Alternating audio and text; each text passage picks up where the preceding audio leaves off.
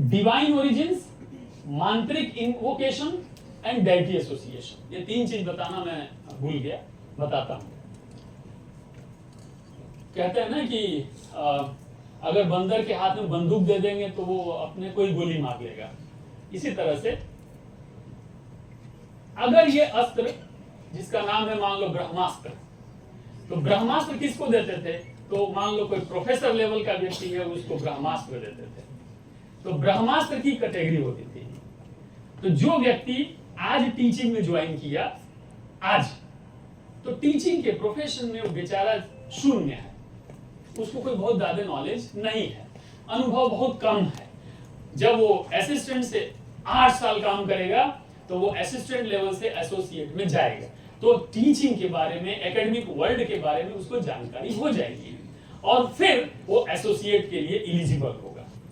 जब एसोसिएट 5 साल काम करेंगे और अच्छे से मेहनत करके लोगों से, तो उसके बाद वो प्रोफेसर के लिए एलिजिबल होते हैं और फिर वो प्रोफेसर बनेंगे। तो कहने का अर्थ क्या हुआ कि सीधे आज के आए हुए असिस्टेंट प्रोफेसर को, वो भी एड हॉक या विजिटिंग है, उसको मैं ब्रह्मास्त्र नहीं दे सकता हूं। इसीलिए उसको कहा गया कि डेइटी से संबंधित था, इसके अंदर डिवाइन क्वालिटीज थी। इसके लिए आपको डिजर्व करना पड़ता है पहले, और जब आप उस लेवल पे पहुंचेंगे तब आप उस अस्त्र का प्रयोग करेंगे, अन्यथा वो अस्त्र आपके लिए अस्त्र का काम नहीं करेगा। इसीलिए उसके लिए क्वालिफिकेशंस होती थी, ट्रेनिंग्स होती थी। उसके पता चला हमारे पास हमेशा क्रोध में रहते हैं और आपको ब्रह्मास्त्र दे दिया, तो आए दिन जो है ब्रह्मास्त्र चला है, तो क्या होगा? इसीलिए ऐसे व्यक्ति को दिया जाता था कि जो इसके मूल्य को समझता हो। इसीलिए इसके अंदर कैटेगरी किया गया, डेइटी का इसके अंदर इन्वोकेशन किया गया। क्यों? क्योंकि जैसे जो इंद्र से अस्त्र प्राप्त होगा उसको इंद्रास्त्र कहते थे। इंद्र की कैटेगरी क्या है? इंद्र के पास जो अस्त्र है उसका नाम है वज्र। सुना होगा। थोड़ा वज्र के अंदर जाएं, थोड़ी देर के लिए जाते हैं। थोड़ा क्या हुआ? कृष्ण की कहानी आपने बच्चे को क्या सुनाया? हमारे जीवन में बड़ी सारी परेशानियां। क्या आप जेल में पैदा हुए? कोई हम में से जेल में पैदा हुआ? बहुत सारे लोग प्लेन में पैदा होते हैं, लेकिन जेल में नहीं कोई पैदा हुआ। वो हुआ था, जेल में पैदा हुआ था। ओके, पैदा होते ही आपको किसी ने मारने के लिए आप कोई आया था? आपको तो गोद में उठाया, बड़ा सेलिब्रेशन हुआ, लड्डू बांटे गए, ये वो हुआ। वो पैदा हुआ तो उसका मामा ही उसको मारने आ गया। यहाँ तो मामा जो है वो मिठाई खिलाता है, डांस करता है ना। अच्छा, ऐसा भी है। अच्छा, उसके बाद पूरे जीवन पैदा हुआ तब से लेकर लास्ट इस शरीर को त्याग किया, 1 मिनट चैन से वो व्यक्ति नहीं बैठा। हम आप तो ऐसे बैठ गए, 1 मिनट चैन से बैठा हो तो बताओ। युद्ध की जरूरत है, युद्ध किया। शस्त्र की जरूरत है, शस्त्र उठाया। शास्त्र की जरूरत है, शास्त्र उठाया। कठिनाई सहना है, कठिनाई किया। कुछ भी, कोई भी चोर भी उसकी कसम खाता है और साहूकार भी उसी की कसम खाता है कोर्ट में। भगवान कृष्ण के गीता की कसम खा के बोलता हूं मैंने मर्डर नहीं किया, एक्चुअली उसने किया होता है।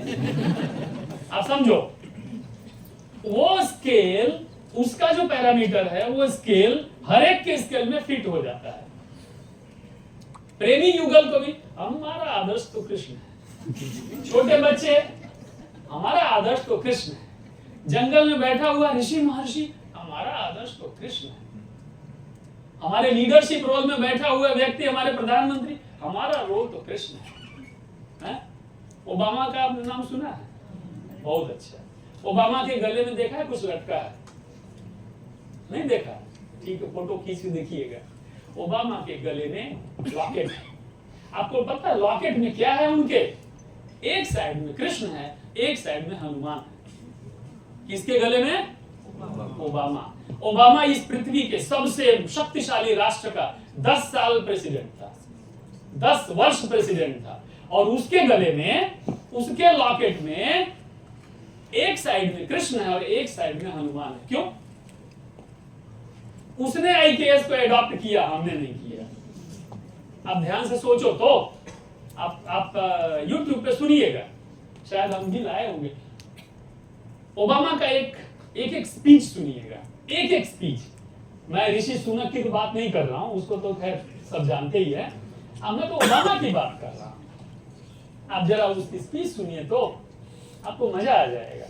आप कहेंगे वो ओबामा वहां बैठा हुआ अफ्रीका से अमेरिका वाला व्यक्ति, वो कृष्ण को रोज सुबह पूजता है।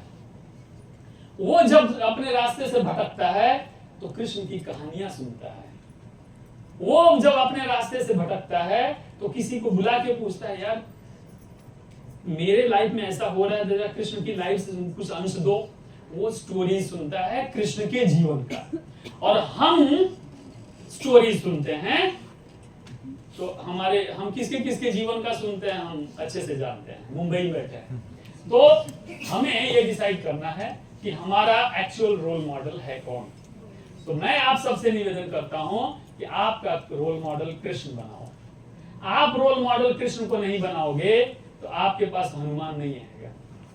आप कृष्ण को रोल मॉडल नहीं बनाओगे तो गायत्री आपके पास नहीं आएगी। आपके पास ये 24 शक्तियां नहीं आएंगी। और आपके पास अगर ये 24 शक्तियां नहीं आई तो आपका जीवन एकदम तिनके की भांति एकदम रूखा सूखा और व्यर्थ माना जाएगा। इसलिए इसको अपना रोल मॉडल बनाओ। कौन सी भाषा उसको नहीं आती थी, विचार तो करो। उसका सुदर्शन का किसी के पास तोड़ नहीं, किसी के पास कोई तोड़ नहीं। सहन शक्ति, पेशेंस का लेवल सोचो। एक व्यक्ति सभा में सबके सामने उसको 100 गाली देता है जबकि वो निर्दोष है।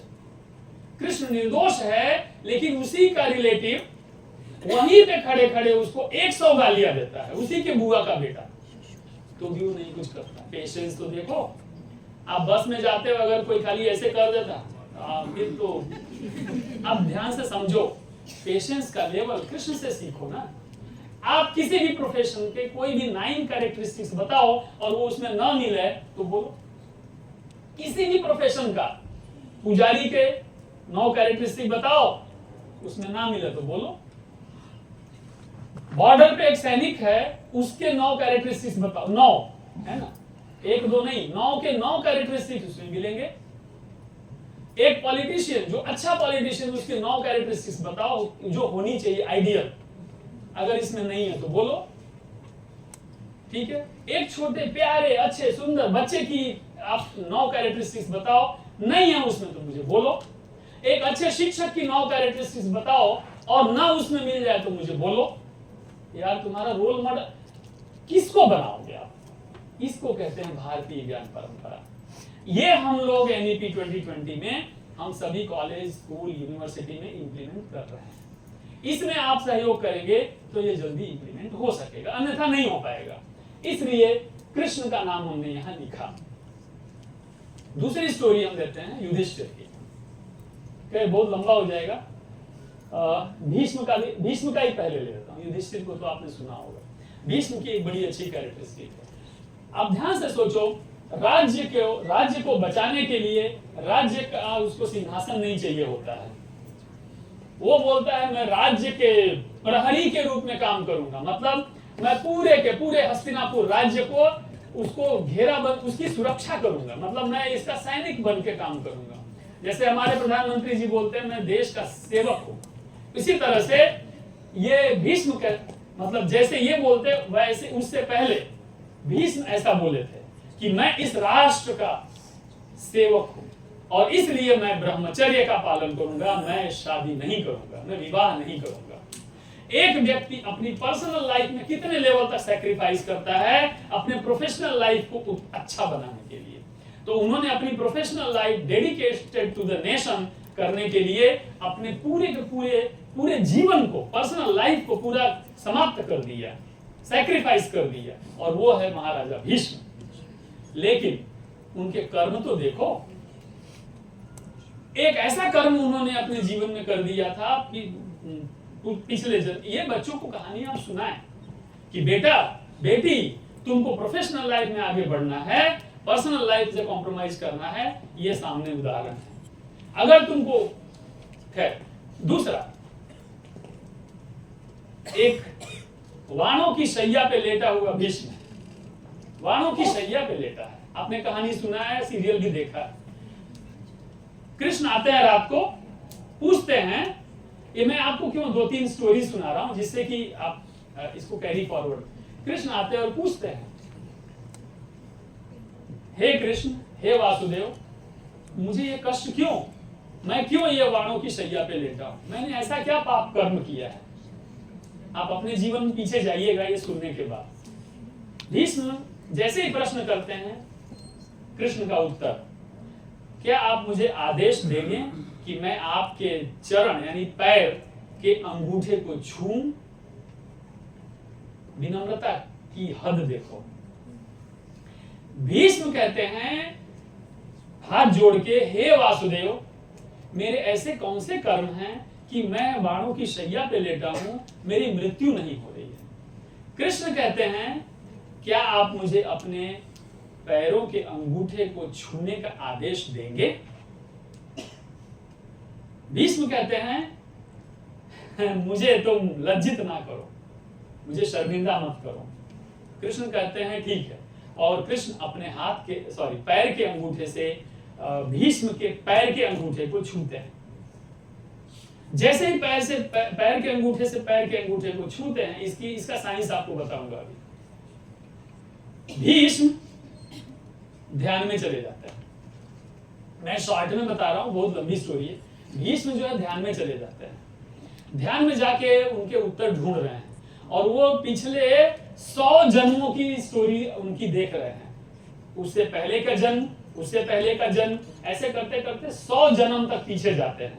लेकिन भीष्म को अपना कोई ऐसा कर्म दिखाई नहीं दिया जिसके कारण से उनको ये कष्ट मिल रहा है। आंख खोलते हैं, वासुदेव से कहते हैं, क्यों मेरा मजाक उड़ा रहे हो, मेरे प्रश्न का उत्तर दो। कृष्ण वापस प्रश्न करते हैं, क्या मैं मेरे हाथ से आपके पैर का अंगूठा छू सकता हूं। पहले पैर से पैर का छुआ था, अभी हाथ से। भीष्म कहते हैं, तुम्हारा सर्व प्रकारेण अधिकारम अस्ति, हर तरह से तुमको अधिकार प्राप्त है, तुमको जो करना है कर सकते हो, लेकिन मुझे उत्तर चाहिए। कृष्ण झट से दाहिने हाथ के अंगूठे से उनके पैर का अंगूठा, दाहिना बायां लिखा नहीं है इसलिए मैंने गलती से बोल दिया, वो अपने हाथ के अंगूठे से उनके पैर का अंगूठा छूते हैं। जैसे ही छूते हैं वापस वो ध्यान में चले जाते हैं। ध्यान में जैसे ही एक जन्म पीछे जाते हैं, उनको एक दृश्य दिखाई देता है, और दृश्य ये दिखाई देता है कि मैं एक बहुत बड़ा महाराजा हूं, मैं पूरी सेना के साथ हाथी पे सवार होकर के जा रहा हूं, और एक जंगल के बीच से जा रहा हूं। वहां पे एक हमारा जो सैनिक है आगे घोड़े पे जा रहा है, और वो एकाएक रुक जाता है, और रुक करके मुझसे निवेदन करता है कि रास्ते में एक बहुत बड़ा सांप है, तो उस सांप को अगर मैं जाऊंगा तो मर जाएगा, तो मैं क्या करूं। और मैं एक महाराजा हूं, मैं आदेश देता हूं, उसको उठा करके फेंक दो रास्ते से। और सैनिक ने मेरे आज्ञा का पालन किया और उसको वहां से उठा के फेंक देता है, और हम आगे निकल जाते हैं। लेकिन जब जा रहा हूं मैं आगे, जब मेरी हाथी का सवारी वहां पहुंचती है, तो मैं देखता हूं कि वो सांप झाड़ियों के बीच में, कांटों के बीच में, चुभते हुए कांटों में लटका हुआ है, और सांप जिंदा है।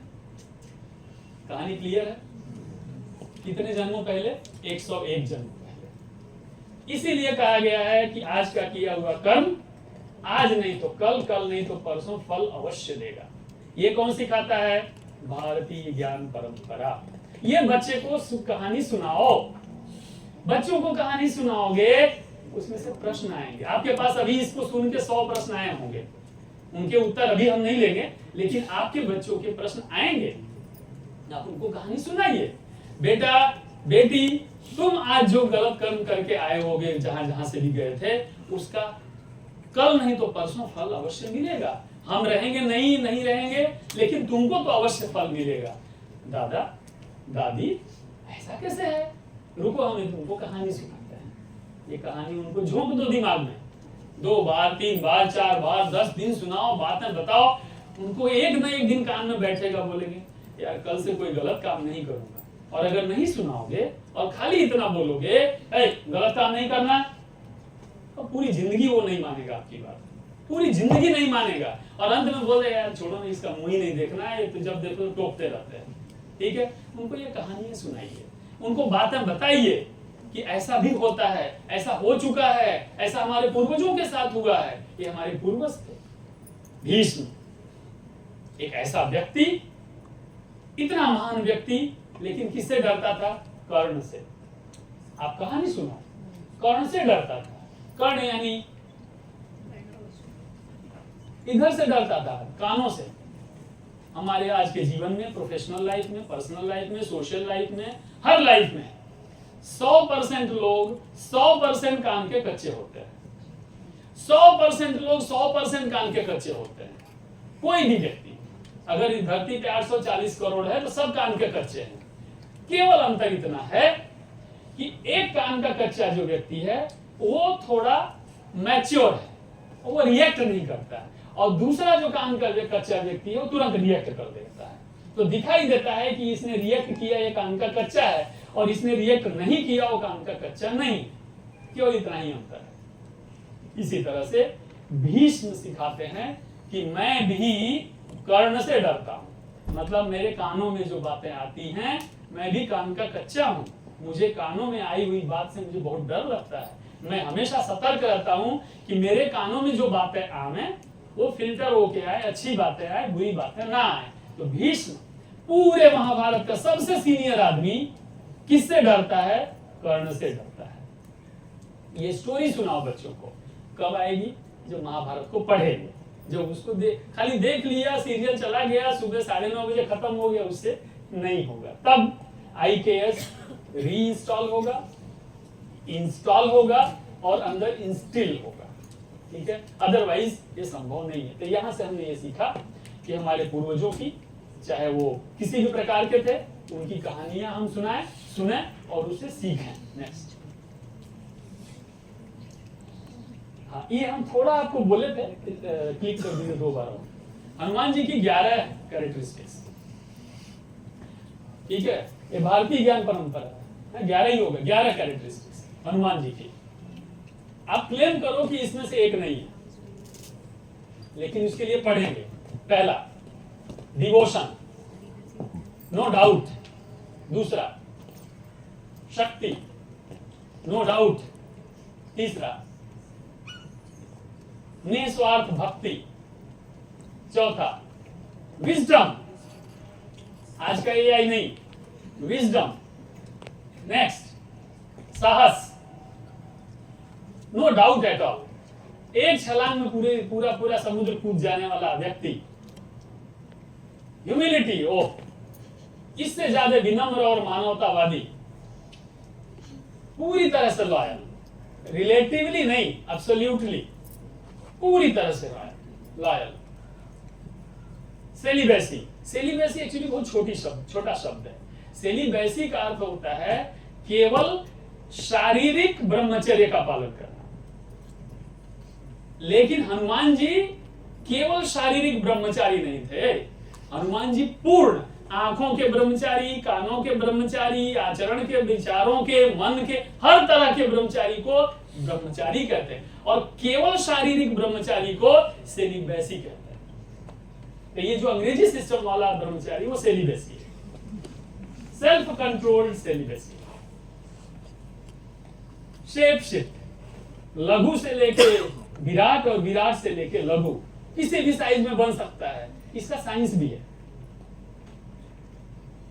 नॉलेज, और आज भी जिंदा है।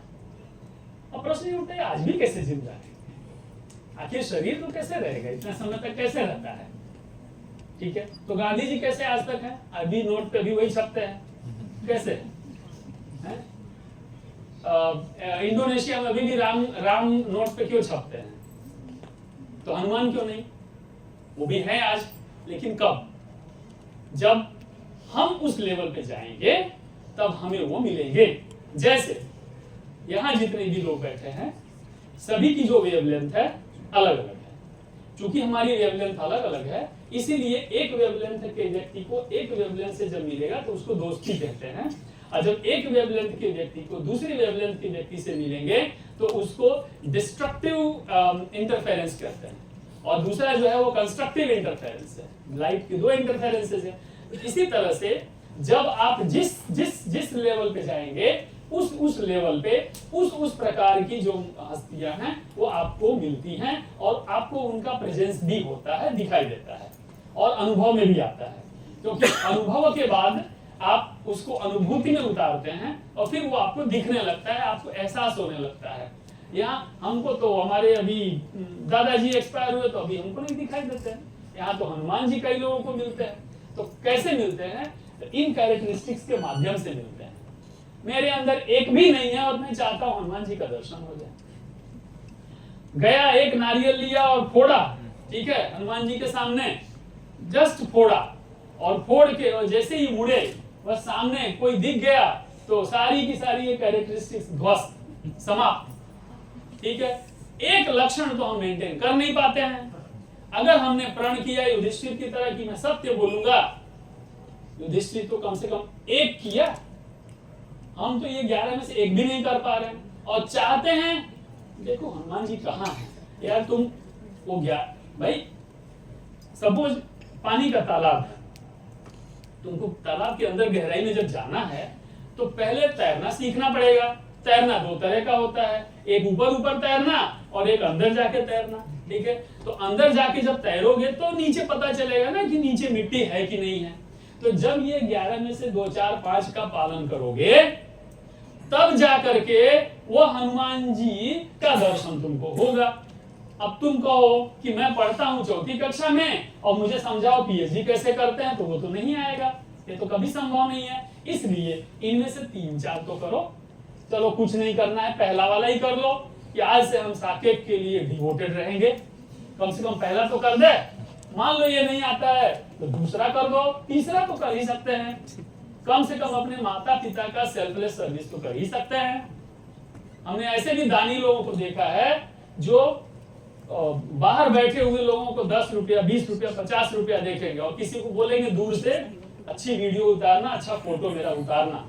ठीक है, और पिताजी माताजी घर में जो है 1 महीने से पड़े हैं, उनको हॉस्पिटल जाना तुम नहीं ले गए, तो कम से कम इतना तो करो, सेल्फलेस सर्विस का तो कर सकते हो। इतना तो तुम्हारे हाथ में, इतना तो तुम्हारे कंट्रोल में है? अरे और कुछ नहीं, मान लो ह्यूमिलिटी में चले जाओ, ह्यूमिलिटी तो कर ही सकते हैं हम, मनुष्य को मनुष्य की तरह ट्रीट तो कर ही सकते हैं।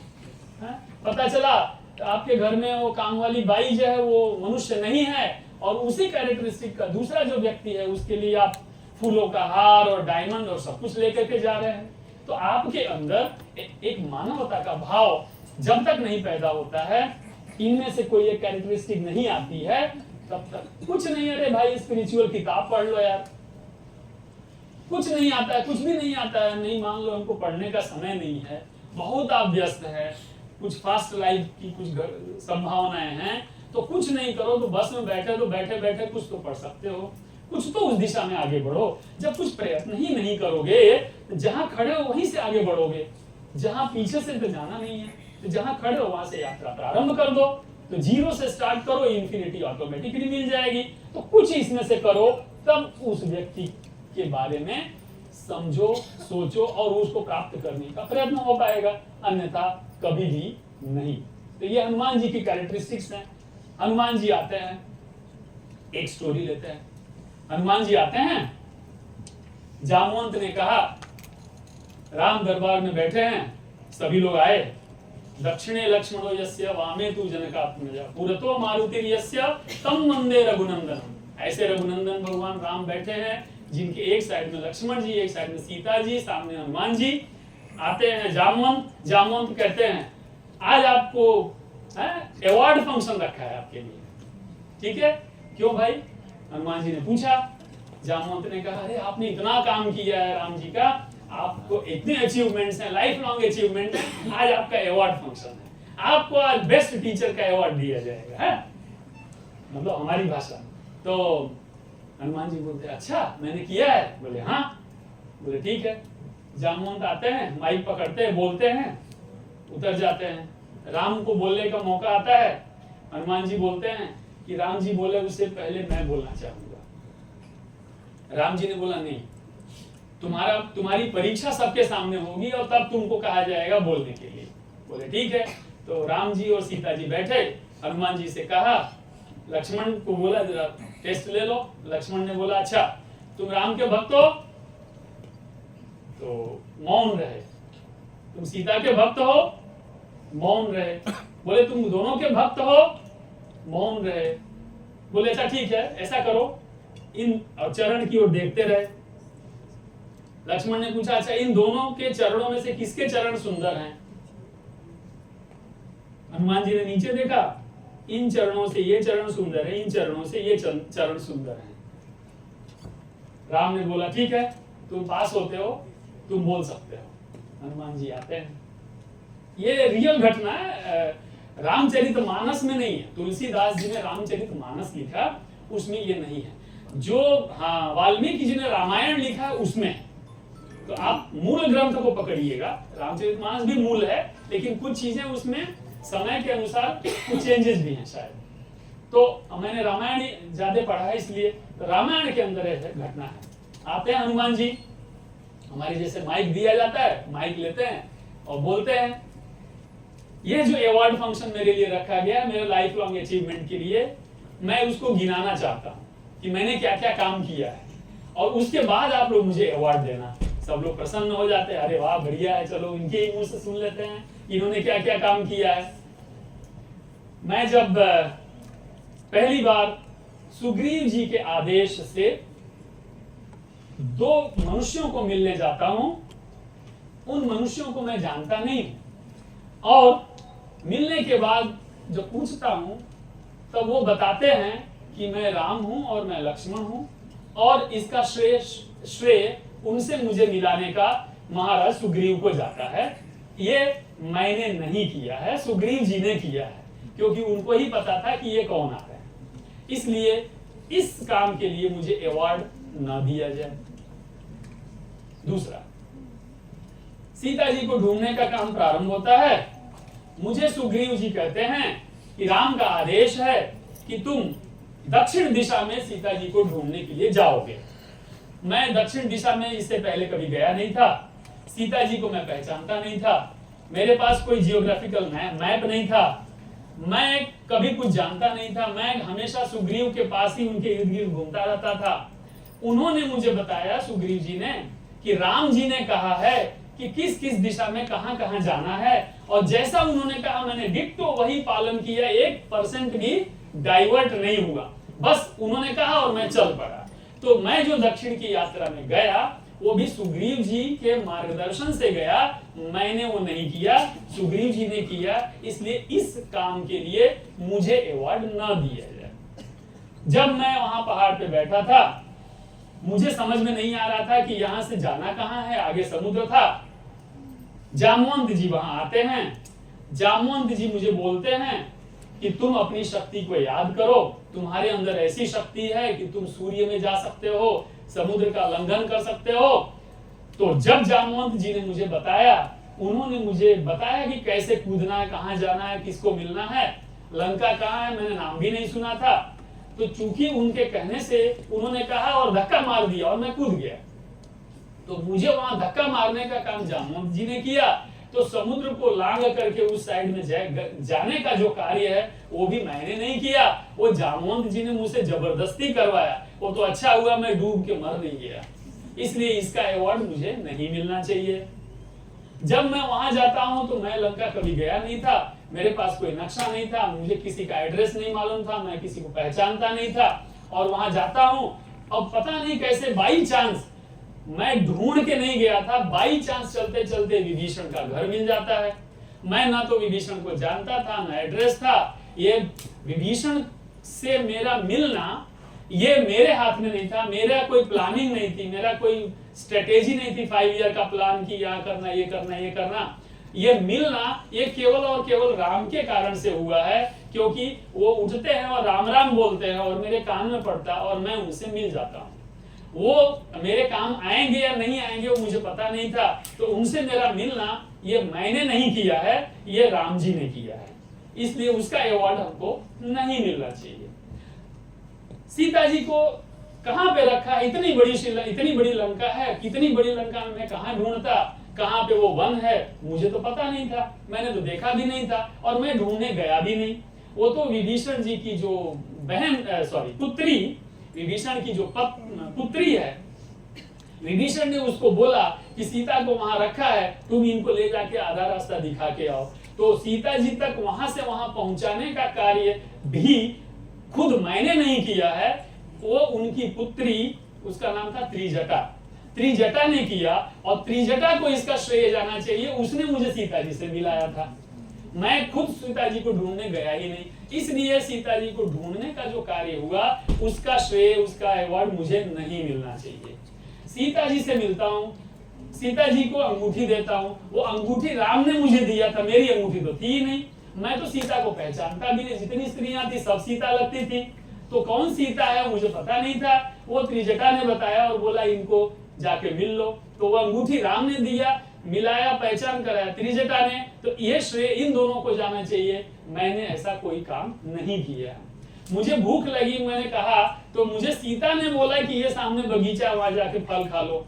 और जब मैं खाने गया तो वहां पे वो लड़ने आया और मेरी लड़ाई हुई और उसमें वो मारा गया, मुझे बांध के ले गया। मैंने तो कुछ किया ही नहीं, मुझे बांध के लंका वहां ले गया तो लंका जली, मैंने नहीं जलाया, मुझे बांध के ले गए थे।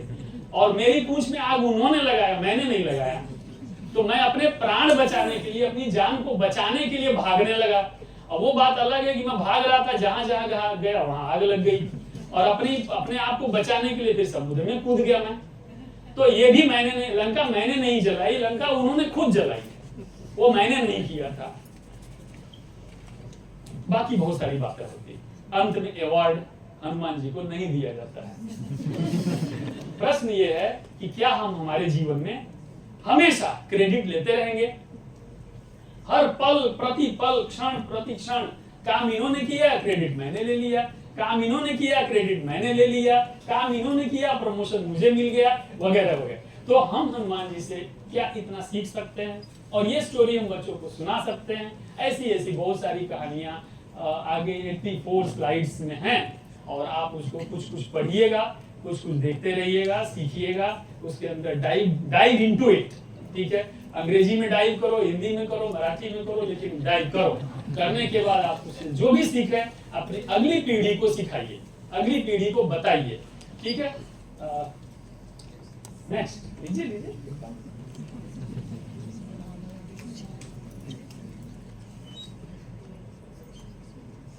कितना बजे? ठीक है, हाँ हाँ, अब ये आप मुझे दे दो।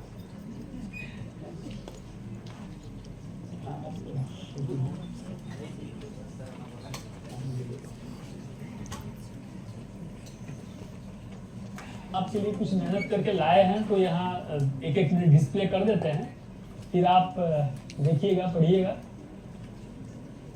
ठीक है, ये लेक्चर नहीं है, ठीक है ना? तो लेक्चर ना समझ के इसको अलग ढंग से लीजिए। इट इज जस्ट शेयरिंग, जो भी हमें हमारे पूर्वजों से प्राप्त हुआ है, हमारे गुरुओं से, हमारे शिक्षकों से, वो हम आपसे शेयर कर रहे हैं। इसलिए ये मेरी प्रॉपर्टी नहीं है, और ये आप सबको दीजिए, दुनिया में सबको दीजिए। ठीक है, वहां से वो नाम डिलीट कर दीजिएगा और सबको दे दीजिए, जिसको जिसको दे सकते हैं।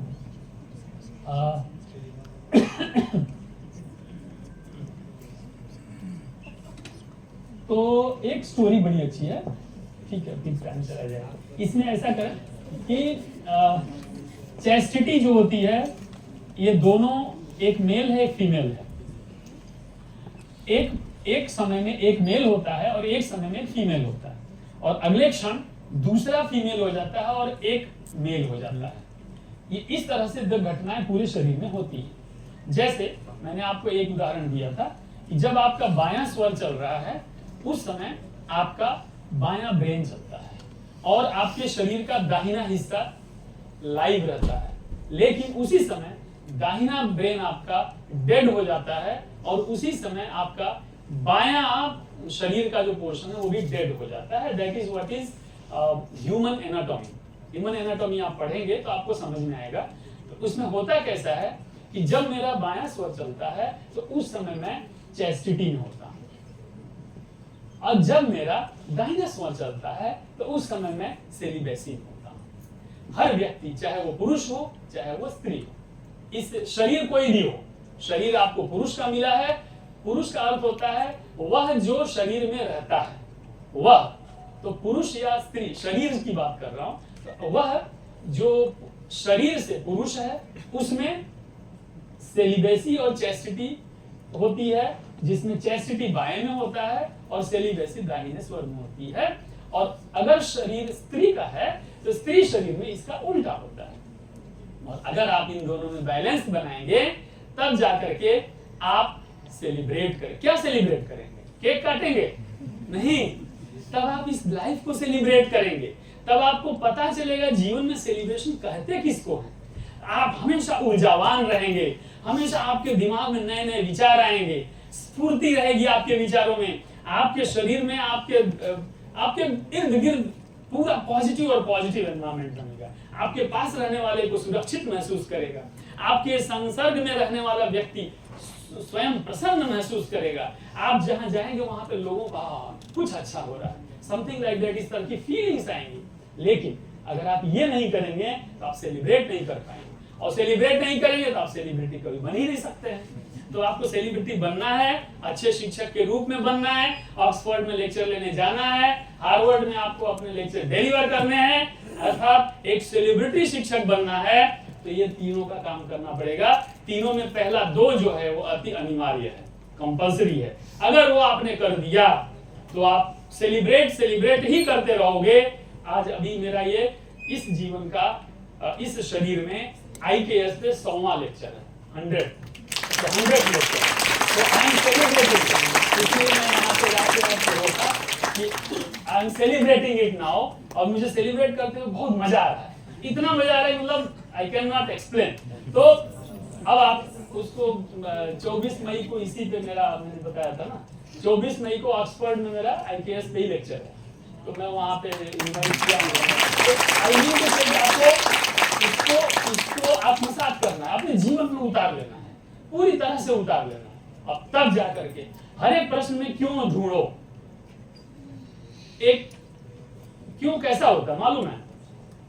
एक उदाहरण, ये शादी में सिंदूर क्यों लगाते हैं, ये पुरुष लोग चंदन क्यों लगाते हैं, ये ऐसे ऐसे प्रश्न ढूंढते रहो, ढूंढो। जब इतने सारे प्रश्न हो जाएं फिर उनको लिंक करो। लिंक जब आप करेंगे एक बढ़िया एल्गोरिथम तैयार हो जाएगा। उस एल्गोरिथम को आप कोडिंग करके उसके आंसर्स ढूंढिए। जब आप इंक्रिप्शन डिक्रिप्शन करेंगे, उसका कोडिंग करेंगे, करने के बाद आपको एक जबरदस्त आंसर मिलेगा। वो आंसर सभी प्रश्नों का आंसर होगा, और वो IKS में है, IKS में दिया हुआ है, इसके अंदर सिस्टमेटिकली इसको लिख के दिया हुआ है। तो आप उसको करिएगा, ठीक है। इसके बाद विक्रमादित्य जी की 11 कैरेक्टरिस्टिक्स हैं, ठीक है। आप इसको पढ़ लीजिएगा। इसमें से कौन सा लेना, ठीक है, इसमें से एक न्याय वाला है, वो लेना जरूरी है, न्याय, ठीक है। आप जानते हो लॉ में अभी यहाँ लॉ फैकल्टी नहीं है, नहीं? अच्छा, लॉ जो है अभी भारतीय न्याय सिस्टम आया है, भारतीय न्याय संहिता, वो आपका IPC और जितने भी थे ना वो सब अभी धीमे धीमे जाएंगे, और उनके अंदर भारतीय न्याय परंपरा आ रही है। भारतीय न्याय परंपरा में क्या था आप समझो कितना। महाराजा विक्रमादित्य जिनके समय में एक क्लिक करिए तो महाराजा का फोटो लाता है, यस, महाराजा विक्रमादित्य का राज्य कहां से कहां तक था आप समझो। पूरा अफगानिस्तान गांधार तक था, इधर कहां तक, पूरा ये म्यांमार जो है वो भारत का अंश था। वो अखंड जो भारत था वो महाराजा विक्रमादित्य का राज्य था। वो जो आपको ये कलर में दिखाई दे रहा है ये सारा का सारा भारत था। और इतना बड़ा न्यायप्रिय व्यक्ति जब वो न्याय करने बैठते थे, खाली वो बैठ जाए तो जो दोषी लोग थे वो थर थर कांपने लगते थे। महाराजा विक्रमादित्य जब चलते थे, जब वो वहां आते थे, आप विश्वास नहीं करोगे, पृथ्वी के कण दौड़ के आते थे कि मेरे ऊपर इनके चरण पड़े। इतने लेवल का महान व्यक्ति महाराजा विक्रमादित्य, इसी उज्जैन में रहते थे। और क्लिक प्लीज, हाँ बस ये YouTube क्लिक कर चलेगा।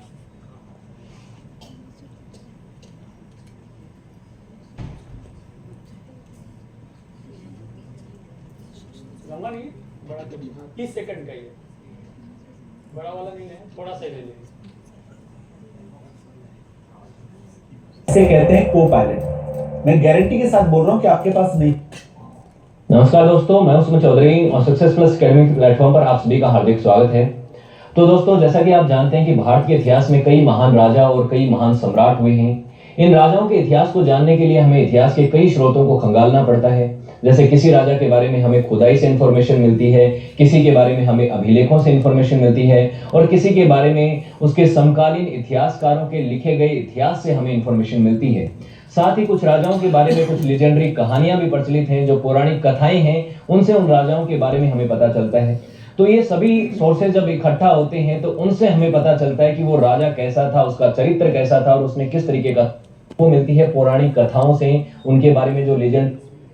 और इनके बारे में कहा जाता है कि काफी उदार व्यक्ति थे, काफी बहादुर थे, वीर। राजा के साथ कंफ्यूज कर दिया जाता है कि वही विक्रमादित्य प्रथम जो हुए हैं, जो कि बहुत पुराने राजा हैं, इनकी और ये जो चंद्रगुप्त विक्रमादित्य हैं, इनको कैरेक्टर को मिला के इनकी 79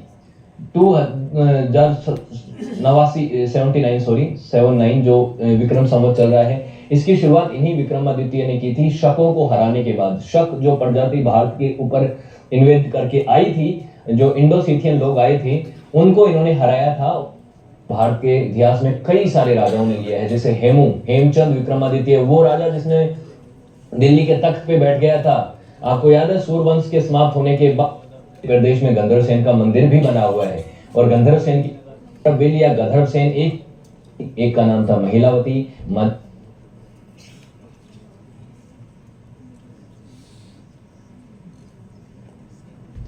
महाराजा विक्रमादित्य, इनके ऊपर कम से कम 100 जैसे वीडियोज अवेलेबल हैं।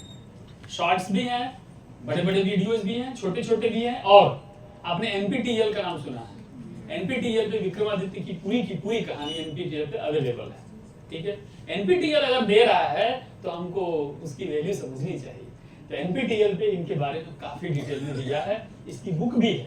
आप विक्रमादित्य को केवल कुछ नहीं, उनके पूरे जीवन को तुम्हारे बच्चे को पढ़ा दो यार, बस इतना ही करो, आपकी अति कृपा होगी, वो बच्चा विक्रमादित्य बन जाएगा। अब देखना, जैसा आप जैसे सर, तो सर हु इज ही? तो he is average of 5 person surrounding him, this is what is he. ये भारतीय ज्ञान परंपरा कहती है किसी व्यक्ति का मूल्यांकन करना है तो उसके 5 क्लोज फ्रेंड्स के बारे में जान लो, बस खत्म। तुमको पता चल जाएगा ये व्यक्ति कैसा है। इसीलिए शादी विवाह होती है तो माता पिता जो है परिवार के आसपास इर्द गिर्द लोगों को देखते हैं और उसके बाद बिटिया की शादी का फाइनल करते हैं। तो यहाँ पे विक्रमादित्य की कहानी पढ़ाओगे बच्चे को, विक्रमादित्य बन जाएगा, न्यायप्रिय बन जाएगा, वीर बनेगा और वो व्यक्ति महान सम्राट बन जाएगा। इसलिए इनकी कहानी सुनाना आवश्यक है। अब इनके अचीवमेंट्स देखिए।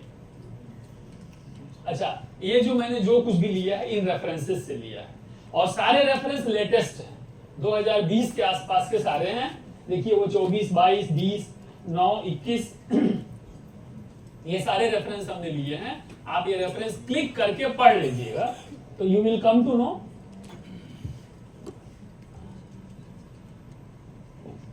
ये आईकेएस का बहुत अच्छा एक प्रपोजल है। मैं आपसे रिक्वेस्ट करूंगा कि इसको क्लिक जब करिएगा तो इस प्रपोजल को पढ़ लीजिए। इसके अंदर लगभग 1.5 करोड़ की फंडिंग अवेलेबल है, 1.5 करोड़ की इंडिविजुअल फंडिंग अवेलेबल है और खाली उसको क्लिक करना है और वो फॉर्म डाउनलोड होगा और डाउनलोड है उसको भर देना है और भर के उसको सबमिट कर देना है। और इनकी जो एरियाज हैं लगभग 18-19 एरियाज हैं और हर एरिया में 1.5 करोड़ की फंडिंग है। आप समझो तो लगभग 40 करोड़ की फंडिंग अवेलेबल है भारत सरकार के पास। अब आप अप्लाई करोगे तो किसी न किसी को तो मिलेगा ही मिलेगा। तो साकेत को मैं विश करता हूं कि इसमें से कम 1-2 फंडिंग मिल जाए। तो आप इसको क्लिक करोगे, ये जो पीपीटीज हैं इनको पढ़ लेंगे तो आपको फॉर्म भरने में सुविधा होगी। आपको बहुत सारा मटेरियल इसमें से मिल जाएगा फॉर्म भरने में।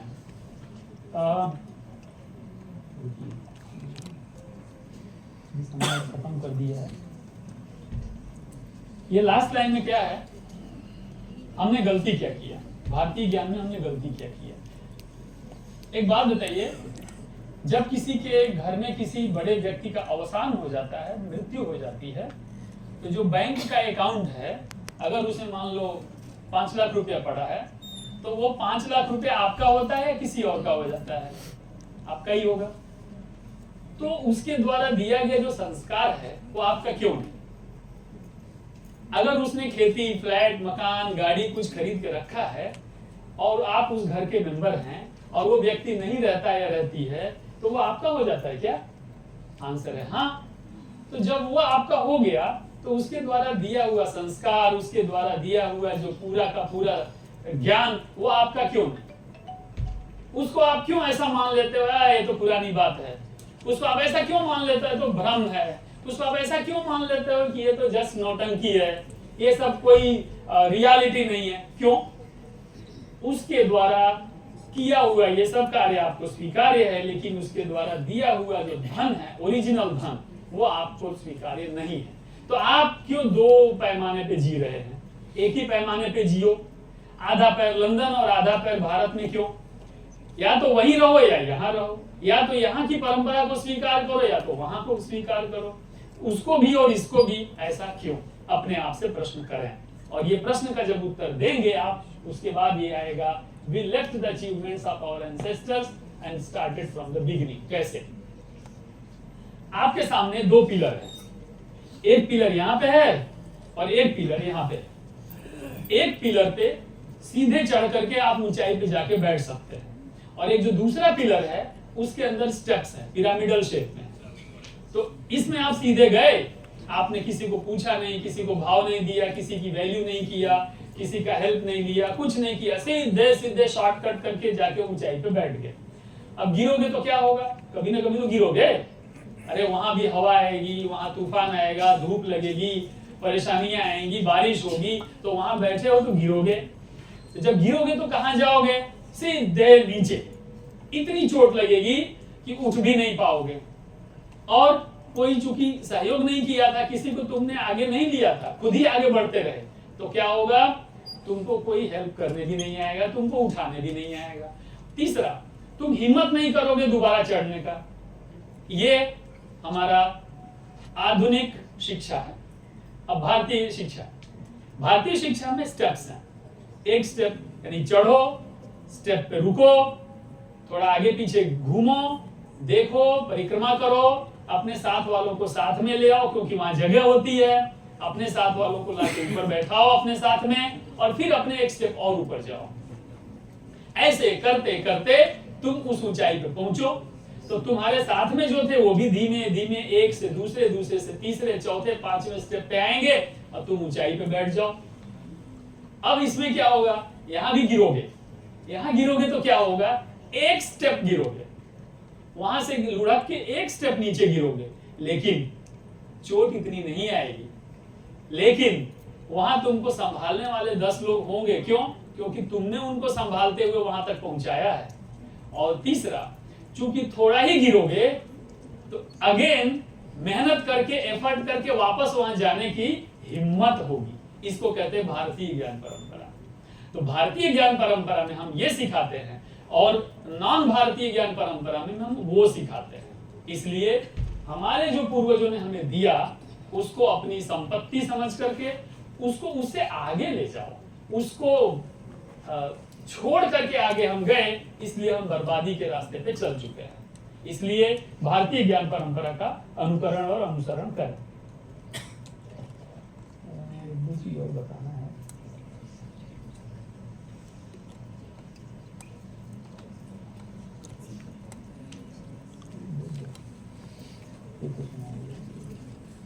हाँ, ये रिसर्च प्रपोजल्स है IKS के। आप चाहें तो राज्य सरकार, आप चाहें तो भारत सरकार, आप चाहें तो इंटरनेशनल लेवल पे, इवन UN में SDG 17 नाम सुना है आपने? SDG 7, हाँ सच, वो 2030 तक ये सारे फील्ड ओपन है। तो 2030 तक आप चाहें, 3 साल आपके पास, 4 साल है, 4 साल है, 30 तक, 30 में तो अलाउड नहीं होगा, 29 तक ही अलाउड है। तो 25, 6, 7, 28 में भी अलाउड रहेगा। 4 साल आपके पास है। 4 साल आप चाहें तो इनमें से कोई भी एरिया का प्रपोजल बनाइए, SDG के अंदर उसको डालिए, विकसित भारत 2047 को कनेक्ट करिए और उसको IKS का बेस दे दीजिए। IKS का जैसे ही बेस देंगे, तुरंत UN में SDG 17 में चला जाएगा और उसके अंदर गोल 4 में जाएगा। उसमें है ना गोल 1 to 17, तो ये गोल 4 में जाएगा। और गोल 4 के अंदर एक्चुअली टोटल कितने टारगेट हैं? 269, 17 goals and 269 targets.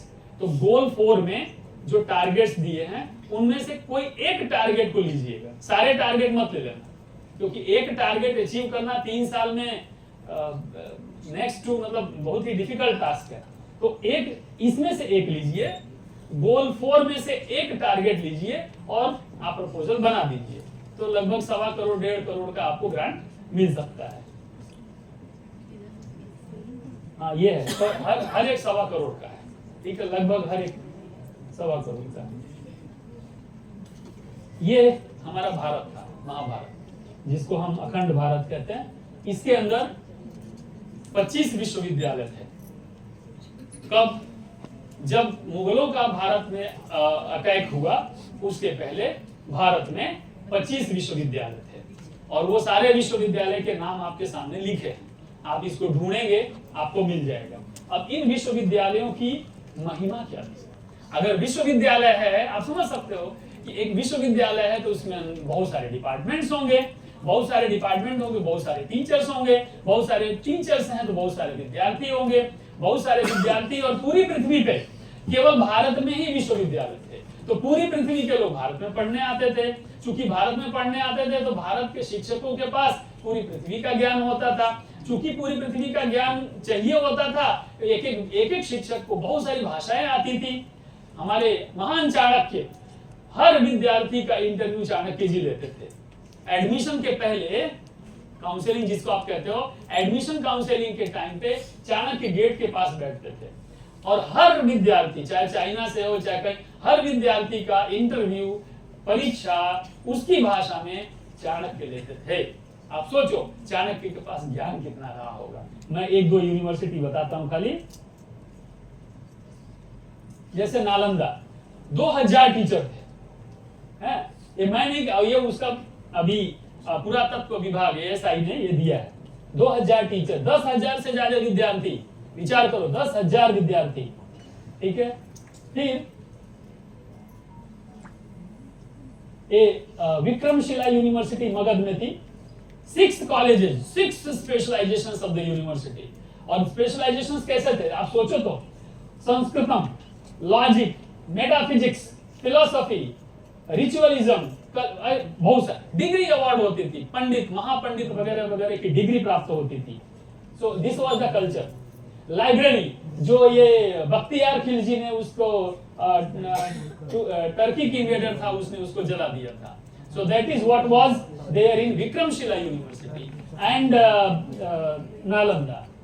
Then after Vallabhi university, Gujarat में भावनगर है, बहुत बड़ा पोर्ट, बहुत बड़ा, वहां के बहुत बड़े महाराजा हुए, उनके पास ये विश्वविद्यालय था, जिसके अंदर आप सोचो क्या क्या नहीं पढ़ाते थे। रिलीजियन, लॉ, मेडिसिन की पढ़ाई वहां पे होती थी।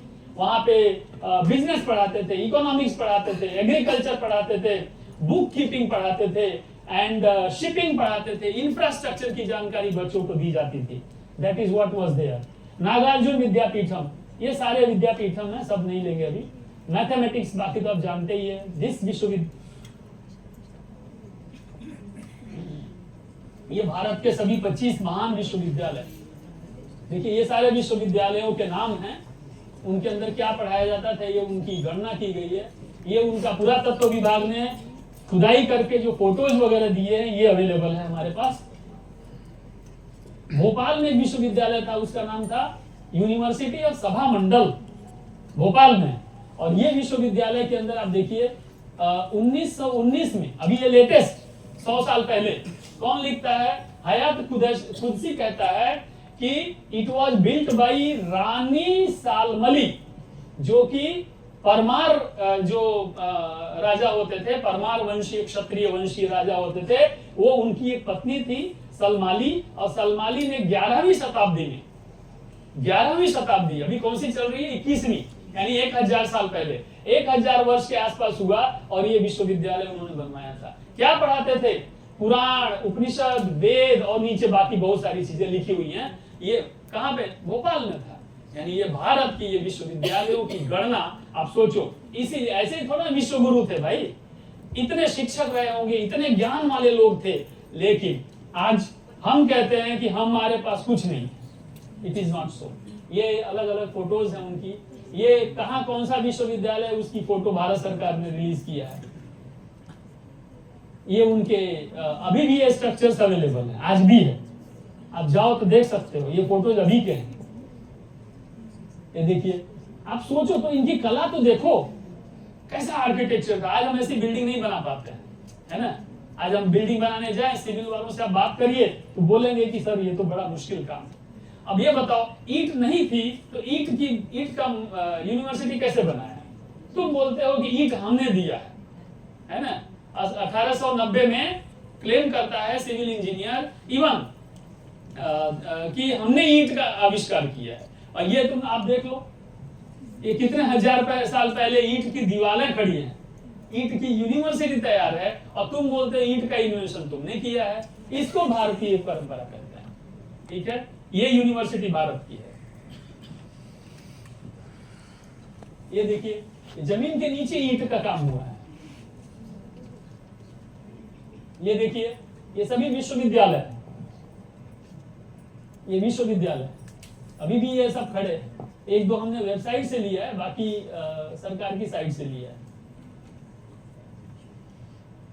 अवंतिका में एस्ट्रोनॉमी का हब था Avantika, that is Avantika university. आज भी एक अवंतिका यूनिवर्सिटी है उज्जैन के पास में, प्राइवेट यूनिवर्सिटी है, बट उस समय अवंतिका यूनिवर्सिटी थी।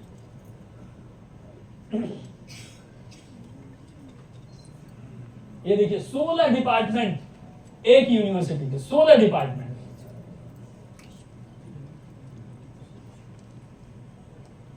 अब ये समझाने का समय नहीं है, चलिए। ये कुछ सब्जेक्ट्स हैं, जिन सब्जेक्ट्स पे अगर वो बोलते हैं कि हमने इन्वेंशन किया है। देखिए, मैंने बोला था ट्रिग्नोमेट्री 7,500 वर्ष पहले, ठीक है। और तुम तो अभी पैदा हुए, ये 7,500 पहले वर्ष का है, 7,500 वर्ष पहले की ट्रिग्नोमेट्री, जिसको आप साइन कॉस वगैरह बोलते हैं। उस समय साइन कॉस लिखा हुआ है। पाई एंशिएंट इंडियन मैथमेटिक्स है। पाई को इन्होंने आर्यभट्ट ने, आप पता है, अभी भी वो पेपर कहीं पे मैंने देखा था, उसकी फोटो अवेलेबल है, शायद ऑक्सफोर्ड में या कहीं पे रखा हुआ है।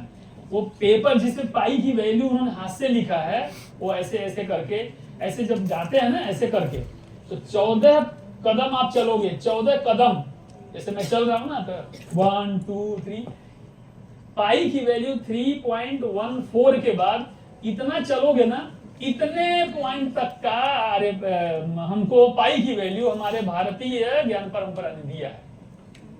अब विचार तो करो, 14 कदम चलोगे तब जाके खत्म होती है। कर सकते हो? गिन ही नहीं सकते, करने की तो बात ही छोड़ दो। तो ये हमको दिया आर्यभट्ट ने, और तुम बोलते हो पाई मैंने इन्वेंट किया है। हाउ इज इट पॉसिबल यार? ठीक है। एल्जेब्रा जो है अरेबिक वर्ड है, आप समझो। अरब उस समय भारत में था, और उसका अर्थ ही जो है अल और जब्र है। तो अल और जब्र जो है वो भारत की परंपरा है, भले वो आज दूसरा देश है, उस समय अखंड भारत था। और वो तुम बोलते हो एल्जेब्रा का इन्वेंशन हमने किया है। It was already existing in Bharat. Medicine, इसका तो कोई वही नहीं। अच्छा, मेडिसिन पे एक मेरा पेटेंट है तुलसी पे, मैं वो शेयर करके बंद करता हूँ। एक पेटेंट है मेरा तुलसी पे, लगभग ये पेटेंट नंबर 12वां या 11वां था।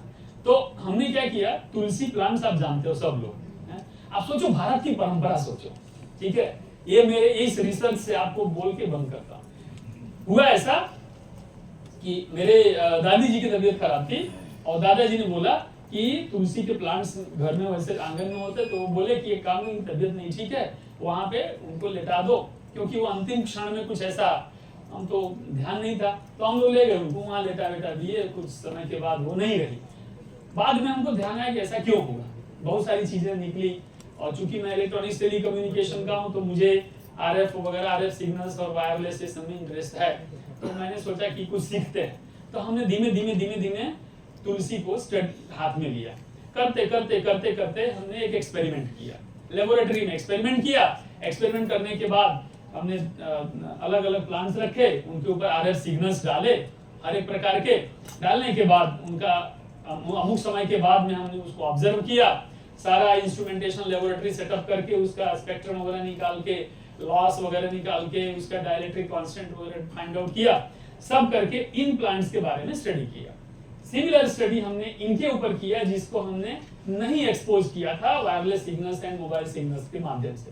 इनके ऊपर हमने स्टडी किया, लगभग ये 2014 में किया था, तो वो सब किया। इसके बाद हमने उनको रिजल्ट बना के बढ़िया एक अच्छे से करके और पब्लिश करने के लिए दिया, तो वो पेपर में पब्लिश भी हुआ। पब्लिश होने के बाद मुझे लगा कि इस पर कुछ और काम करना चाहिए, तो और भी काम किया, एक मॉडल डेवलप किया। उस मॉडल में हमने एक बढ़िया सा एक्सपेरिमेंटल सेटअप करके पेटेंट के लिए फाइल किया, तो वो पेटेंट हमारा ग्रांट हो गया। अब उसमें हुआ क्या? हुआ ये कि जो तुलसी का प्लांट है उसका जो लीफ है, आप जानते हो हमारे बॉडी में पोर्स हैं, ठीक है, बहुत सारे कितने करोड़ पोर्स हैं।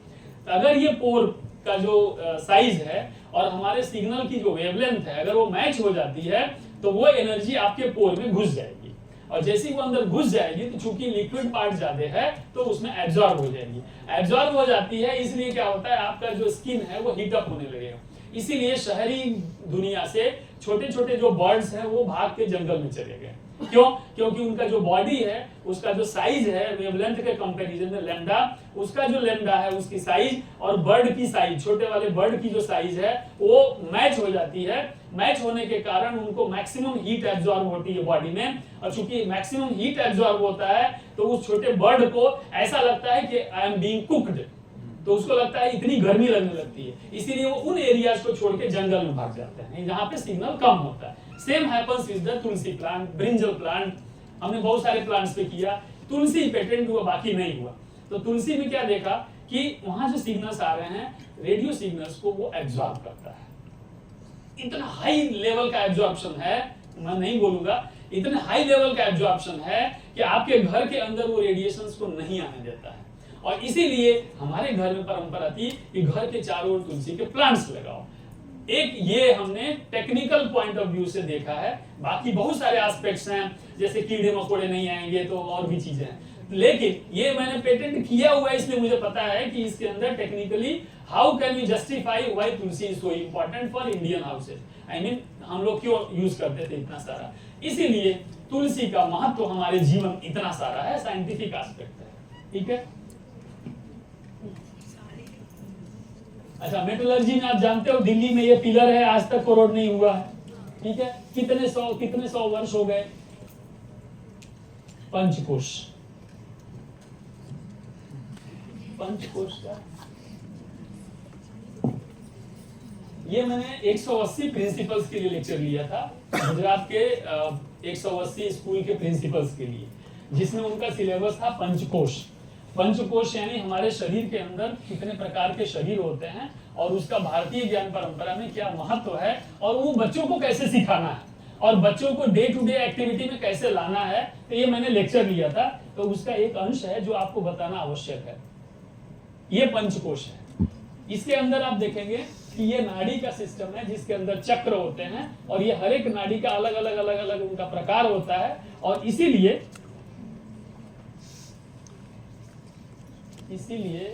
यस, ये पंचकोश है। ये आपके शरीर में बैठा हुआ 4 दूसरा शरीर है। ठीक है, अब आप मतलब जो थोड़े ऐसे लोग हैं कम, आपको ऐसा नहीं लगना चाहिए अरे मैं तो 5 शरीर हूं, ऐसा नहीं। आप 5 शरीर हैं, 5 नहीं 7 शरीर है। हमारा जो शरीर है वो 7 शरीरों का बना हुआ है। 7 में से एक शरीर हमारे बाहर का शरीर है जो हमें नहीं दिखता है, जो हमारे बाहर के शरीर है, और ये हमारे सिलेबस में है, और ये कम से कम 8 से 9 यूनिवर्सिटीज के बीए के सिलेबस में भी आ चुका है, और बीए के बच्चों को पढ़ाया जा रहा है, और स्कूल के बच्चों को भी पढ़ाया जा रहा है। स्कूल के बच्चों का लेवल अलग है और कॉलेज यूनिवर्सिटी के बच्चों का लेवल अलग है। वो सिलेबस भी मेरे पास है, वो भी हम आपको, तो वो ये पंचकोश का सिलेबस है। हम अपने शरीर को कैसे समझें, तो पहला अन्नमय कोश जो आपको दिख रहा है, ये आपका 5 फीट 8 फीट का जो शरीर है वो अन्नमय कोश है, अन्न से बनता है। अन्न चूंकि सड़ जाता है इसलिए आपका शरीर भी सड़ जाता है। अन्न चूंकि अच्छा होता है इसलिए आपका शरीर भी अच्छा होता है। अन्न को प्रिजर्व करना पड़ता है इसलिए आपके शरीर को प्रिजर्व करना पड़ता है, वगैरह वगैरह। दूसरा है आपका प्राणमय कोश। अगर आप श्वास नहीं लेंगे तो आपका यह अन्नमय कोश ढह जाएगा, गिर जाएगा, समाप्त हो जाएगा। इसीलिए प्राण का जो शरीर है वो डिफरेंट है। प्राण 5 प्रकार के होते हैं। अगर आप पलक नहीं झपक रही है आपकी तो आपका प्राण बैलेंस्ड नहीं है। अगर आप मुंह से बोल नहीं पा रहे हैं तो आपका प्राण जो है ठीक से बैलेंस्ड नहीं है। अगर आप चल नहीं पा रहे हैं तो प्राण आपका ठीक से बैलेंस्ड नहीं है। तो प्राण से शरीर चलता है, इसीलिए प्राणमय कोश। दूसरा है मनोमय कोश। ये बड़ा कठिन है, इसी को तो पकड़ना है, यही तो सबसे बड़ा दुश्मन है। इस मन को ही पकड़ना है। मन जितना स्थिर शरीर उतना स्वस्थ, शरीर जितना चंचल शरीर उतना स्वस्थ। तो अन्नमय कोश जितना ज्यादा चलेगा शरीर उतना स्वस्थ रहेगा। तो आपको सुबह मेरे साथ आके फिर 3-4 किलोमीटर दौड़ लगानी पड़ेगी। और अगर आपका मन स्थिर रखना है तो फिर सुबह आपको मेरे साथ आके 4:15 बजे मेडिटेशन करना पड़ेगा।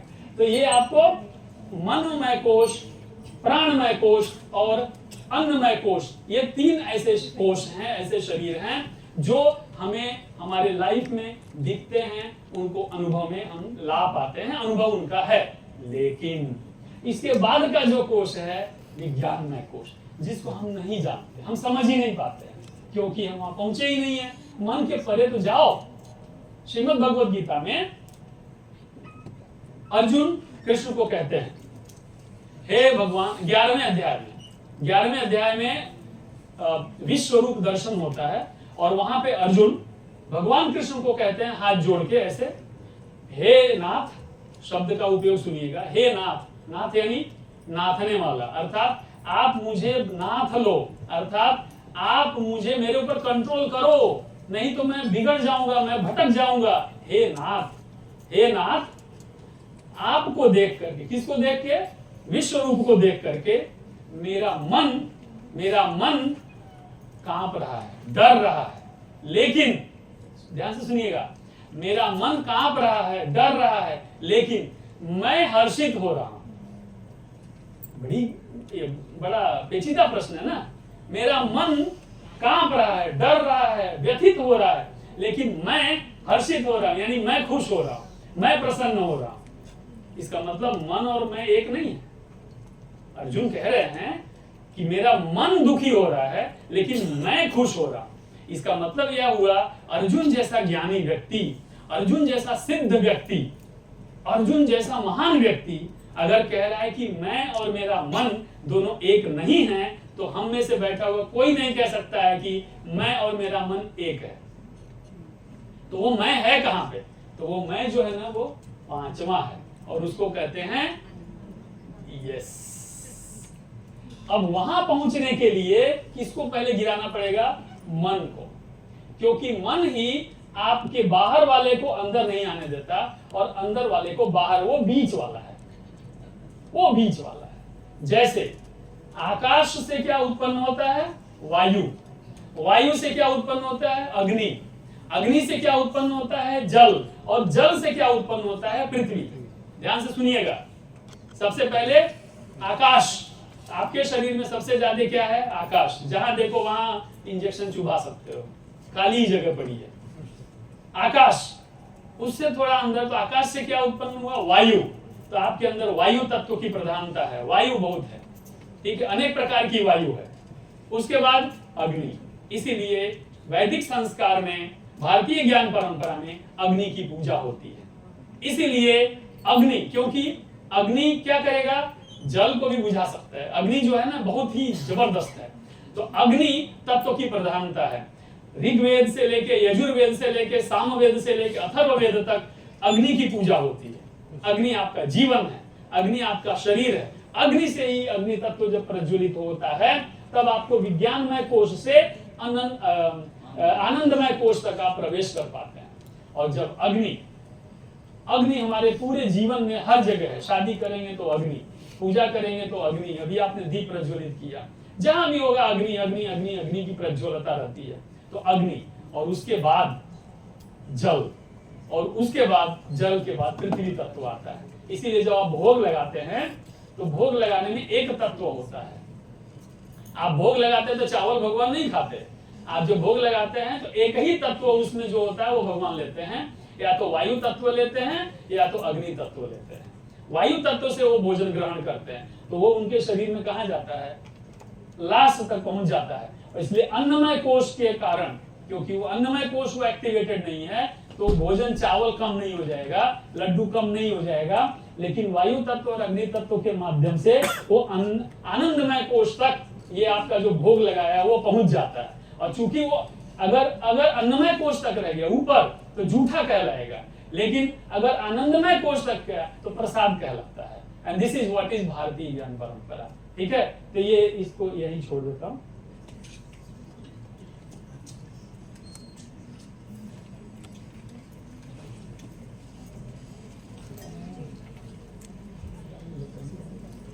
ठीक है, अभी ये बहुत अभी हो जाएगा, इसको रहने देते हैं। आपको कुछ किसी को बात करनी है तो हम कर लेते हैं, 2-5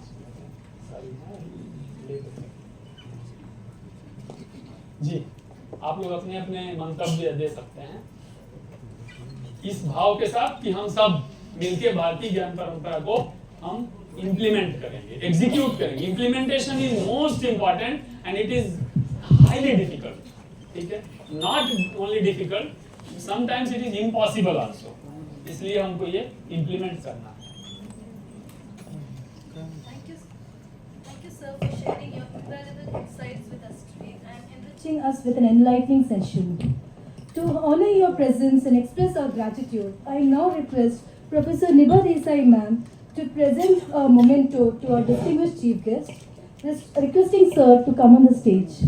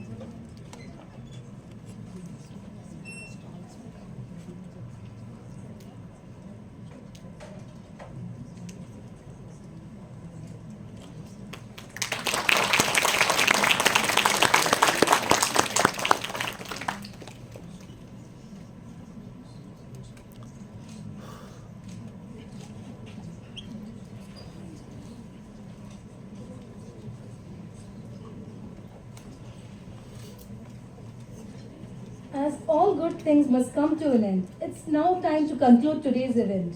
I invite Professor Aprajita Vera ma'am to deliver the vote of thanks.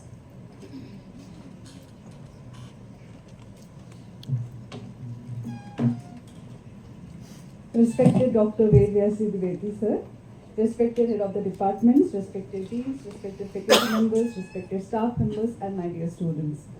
It is with immense gratitude and joy that I stand before you today to deliver the vote of thanks for the Faculty Development Program on Spirituality in Professionalism through Srimad Bhagavad Gita and NEP 2020 Implement IPS for Viksit Bharat 2047. This Faculty Development Program has truly been a soul-nourishing experience, filling our hearts with wisdom and adding a new dimension of professionalism. We are now tethered to our best selves to adapt to the transformative changes that NEP brings to our education ecosystem. My heartfelt thanks to our management for providing us with this platform to learn and grow together. My deepest gratitude to Dr. Vedyasi Dwivedi sir for his profound insights from Srimad Bhagavad Gita and for steering us towards embracing the landmark reforms of the National Education Policy. We are truly blessed to hear from you, sir, today. A special thanks to Principal Sir Dr. Bhavish Patel for his unwavering support in all our endeavors. My deepest appreciation to the head of the department, Professor Niba Desai ma'am, for her leadership and guidance. A special thanks to my co-coordinator, Professor Madhu Saxena ma'am, for her efforts and meticulous planning. A special mention to Professor Nirmol, Dr. Neha Shukla, Professor Himalit Patil, Professor Smita Anup, and Ms. Sneha Yadav for their dedication and helping to make this session successful. A special thanks to Pramod Mundis sir. Sir, you are the backbone to make this event successful today. A big shout out to my dear students of the ESA student chapter. As your teacher, I am very happy today to see you all evolving. A hearty congratulations for the successful conduction of today's event. And most importantly, a big thank you to all the participants. Your enthusiastic participation had made this faculty development program more meaningful. Thank you all. Om Shanti.